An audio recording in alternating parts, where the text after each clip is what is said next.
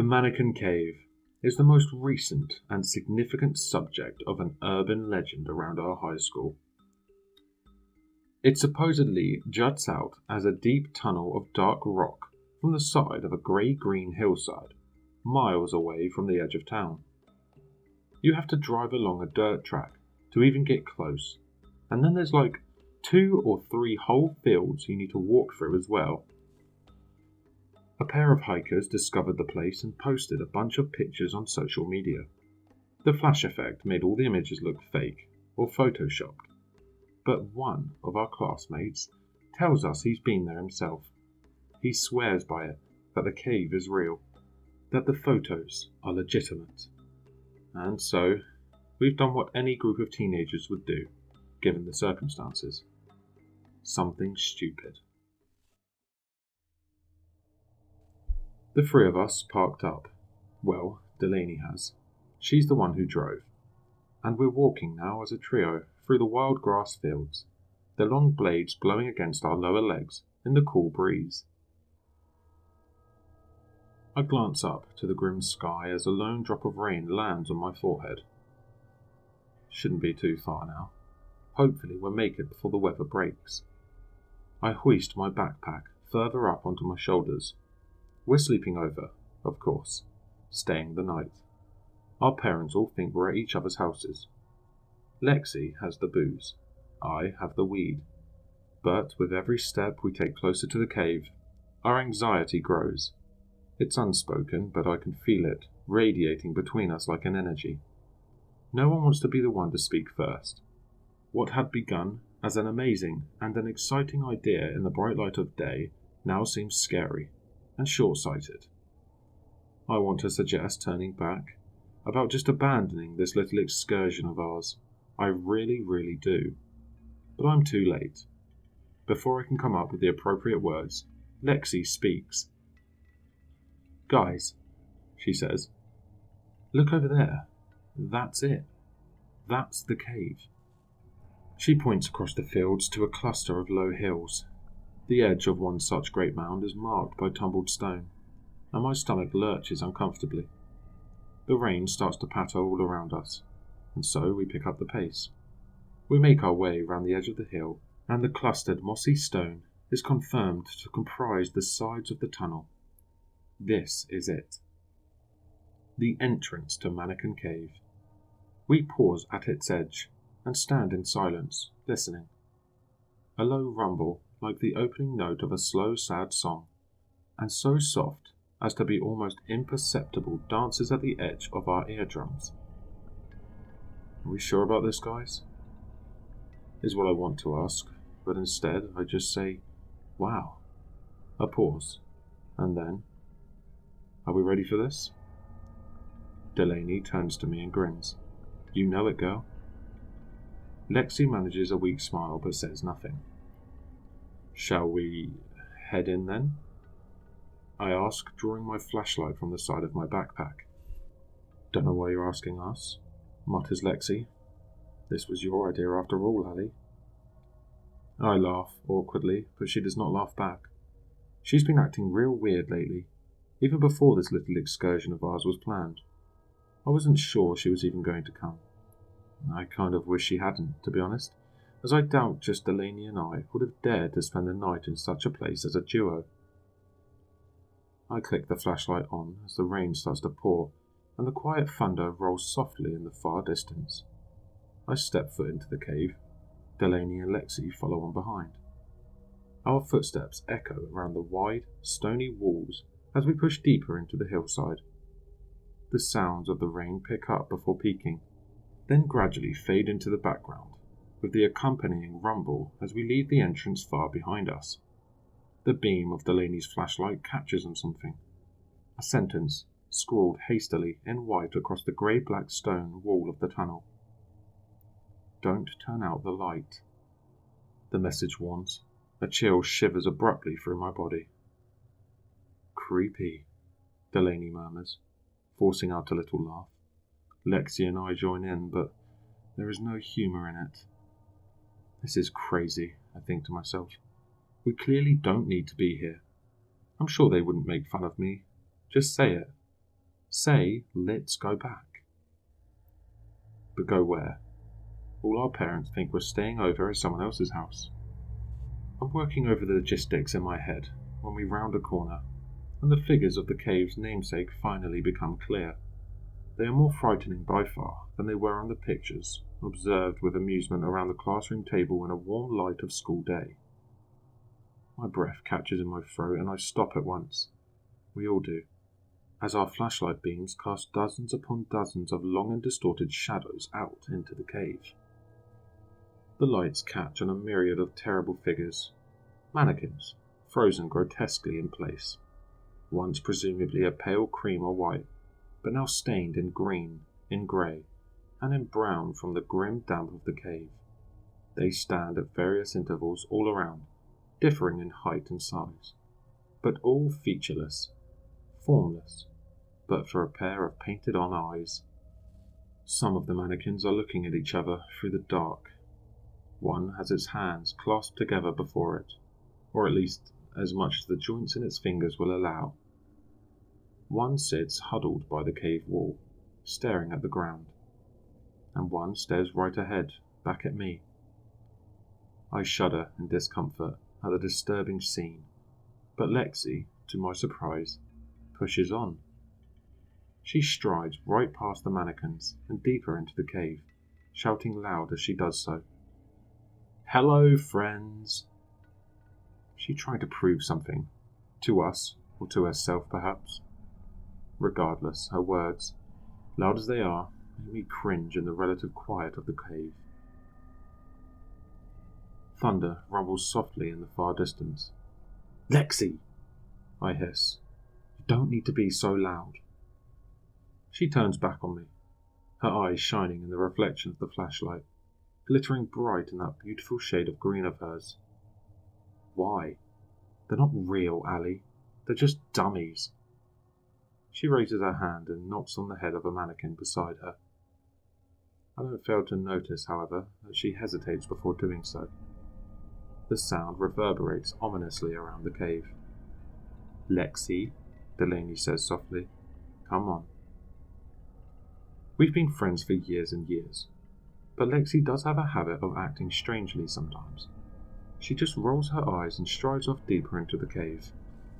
Delaney and I exchange a look, and then follow on behind, weaving our way through the silent but watchful crowd. Her phone lights up with the occasional flash as she takes photos of her surroundings. We pass the figures by, mannequin after mannequin.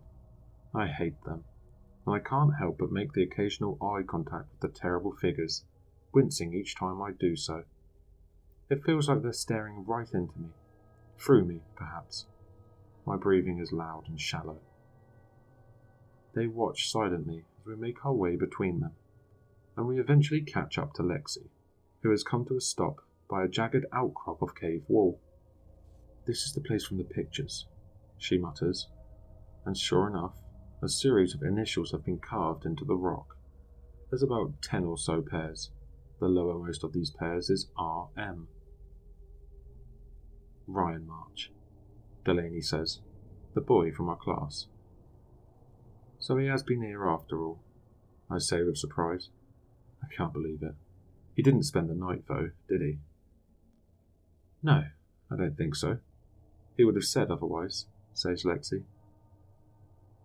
I can't wait to tell everyone about this. Make sure you're all recording. We can edit the footage when we get home. We set up our sleeping arrangements and begin sipping on the spirits. My nerves even start to settle a little. There's one particularly terrifying moment where I mistake a mannequin just behind me for Delaney, but we laugh about it and move on. I physically pick the mannequin up with a grunt and move it slightly further away, orienting it so it faces away from our sleeping area. I start to think that maybe this could be fun after all. We make a little fire and start chatting around it, sharing the weed, but disagreements as to the safety of lighting a fire in a cave, even one as wide and as vast as this one, mean we eventually put it out, replacing it with a far less exciting portable lamp. I'm kind of relieved, to tell the truth. The jumping, flickering flames of the fire gave unsettling life to the surrounding mannequins, grown all the larger and more silently fearsome in the illusory, dancing shadows.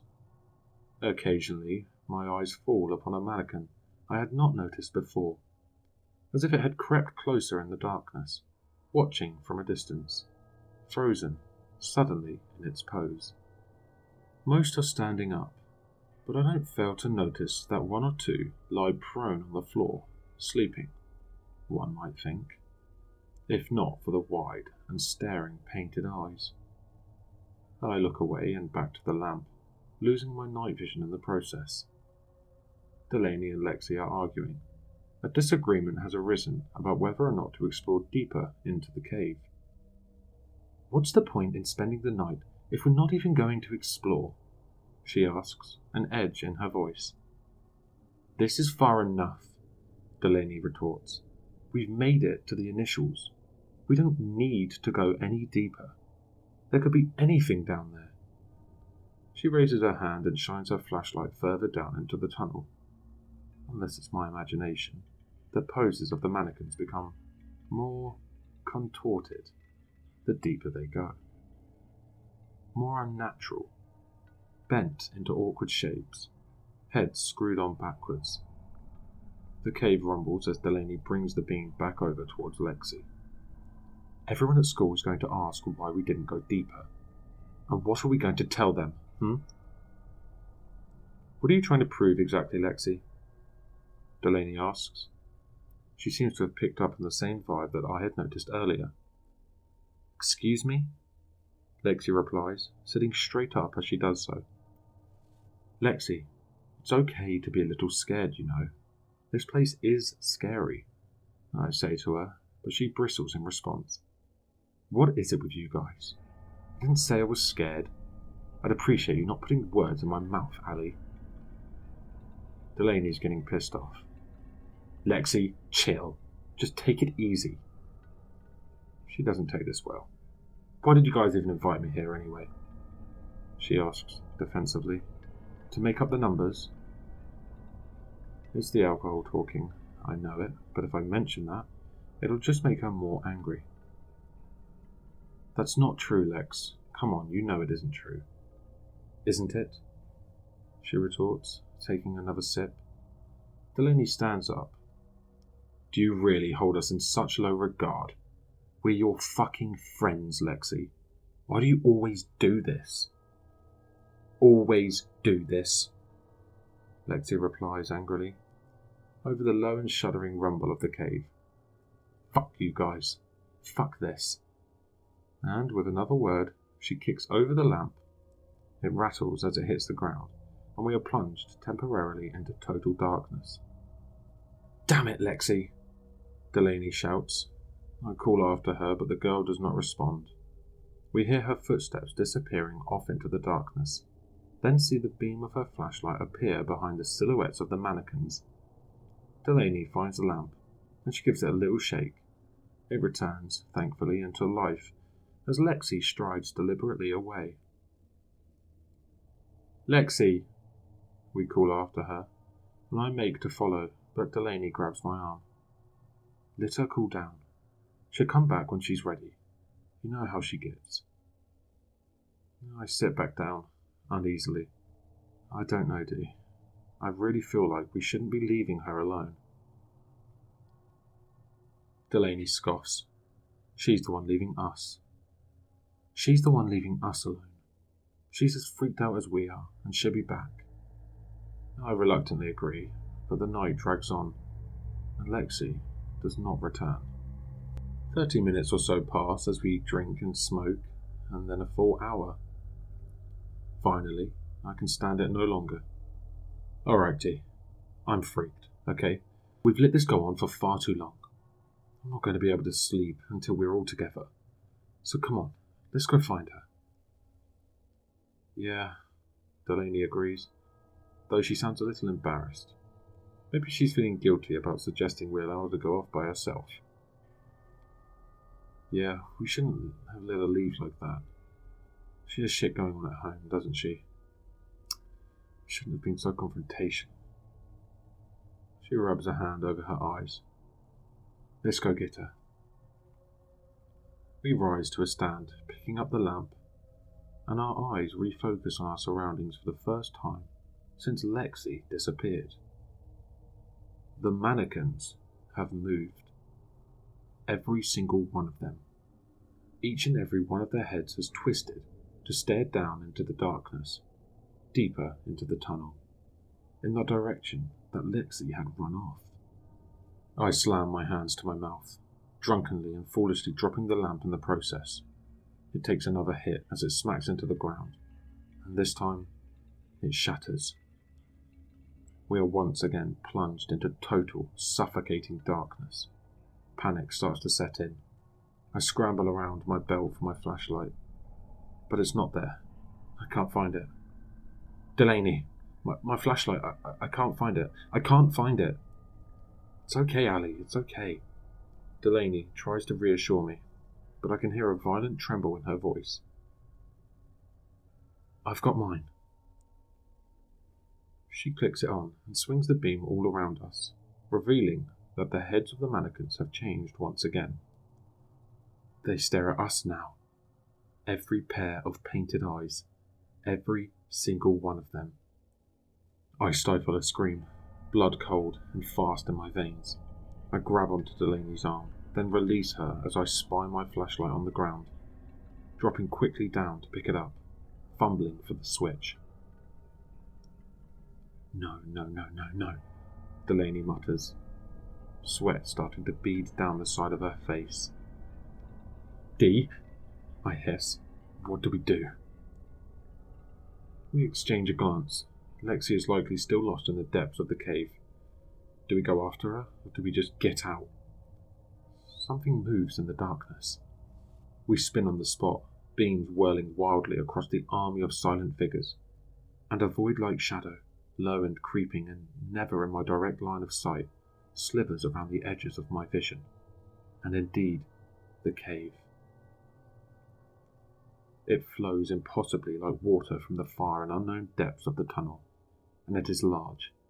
Difficult to say how large exactly, but bigger than either Delaney or I, by a considerable margin. And it is snaking this way, over the dark grooves in the rock, behind and between the shadows of the mannequins. It is coming. There are no words exchanged between Delaney and I, but we run. We tear back through the cave, back towards the entrance as fast as we can. We round the corner, slamming into mannequins and knocking them chaotically to the ground as we do so, but the entrance is nowhere in sight. At first, I think it is only difficult to see because of the darkened midnight sky, but there is no sky visible at all. The cave just keeps curling around and around in a wide arc, and the mannequins do not come to an end. There is only more, all staring. Where's the entrance? I scream in panic. Delaney, where's the entrance? I don't know, she replies through tears, flashlight beams darting from side to side and casting up enormous distorted shadows against the wall. I look back. The inky blackness from the back of the cave is closer now, much closer, and as if in response to my glance, it billows like smoke up the side of the cave wall. It reflects the scene below like an oil spillage, making it almost impossible to focus on. But there is something brutally single-minded and animalistic about its movements. Not looking where I am going, I stumble over a groove in the ground, and I tumble to the floor. The beam of my flashlight goes wide. No, I scream. Please. As my flashlight clatters across the rock, I reach out for it, grabbing it and swinging it back up towards the entity. And the light reveals it, close and almost upon me. And yet, the thing has come to a stop, angry but halted, swirling and swarming and hissing malevolently, the sound echoing up and all around as it billows before me. But between it and I is a mannequin. It wasn't there before, I could have sworn it. Otherwise I would have crashed right into it, surely. But there it stands, facing away from me, staring up towards the entity, with its arms outstretched. It glows bright in the beam of my light, and I scream again as I feel a hand on my shoulder. It's Delaney. "Come on, Ali," she shouts. We've got to go." She hauls me up, and away we sprint, the lights in our flashlights revealing the featureless faces of the mannequins. Featureless except, of course, for those eyes. Those painted eyes, some watching us run right past, some staring back into the tunnel, in the direction of the beast. Some of the mannequins stand defiant, fists raised or arms outstretched, but we pass them all by, darting from side to side. Some point down the tunnel, around the arching corners ahead. The hissing of the beast grows louder and louder, like a swarm of furious alien insects. "Lexi," I sob, then louder, I shout, "Lexi, Lexi, where are you?" There is no response, but the roar of the shadow that follows behind. Up ahead, it would seem, the tunnel splits off into two. Impossible, surely, since there was no such split on the way down. But we are well beyond the realms of impossible now. A lone mannequin stands at the end of the procession, its arms raised, fingers bent at the joints, and pointing to the right. The flashlight beams of both Delaney and I fall upon the last mannequin. It lights up white in the glow, and we exchange a frantic look. The beast draws closer, and we make the choice.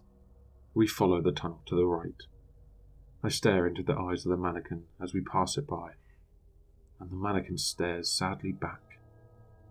My lungs are on fire, my legs burn with the effort, and I'm struggling to keep going, let alone in a straight line. But I risk one final glance back as we leave the figures behind. I watch the beast come to an abrupt stop, as if struck by a sudden gale, and it bursts and spreads up and out towards the wall, screaming hungrily. A dark and billowing stain beyond the illuminated white glow of the lone mannequin. I stumble, then grab onto Delaney's hand, and we run. Round the corner we race, and the entrance, at last, becomes visible. We haven't been back to the cave, and Lexi has not returned. The guilt I harbour for leaving her behind. It'll likely stay with me for the rest of my life. But what were we supposed to do? What would you have done? We told the police our story, as unbelievable as it was.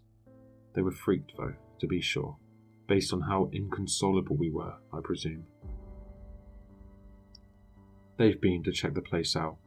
They found the scratchings of the initials on the wall, and the alcohol and the equipment we left behind. But no mannequins, no monster, no sign of Lexi. The tunnel goes much deeper than anyone had anticipated, and they've called off the search for now, as we await the arrival of a team of dedicated mountain and caving experts. But I still see them in my dreams, the mannequins. I wonder about their purpose, about where they came from, the last one especially, and all I can see when I try to get to sleep at night is that mannequin's eyes staring sadly back into mine. Bright they were, a beautiful bright and glittering green.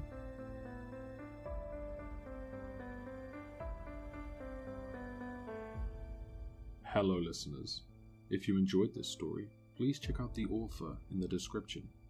For more content, leave a like, comment, and subscribe for more sinister readings.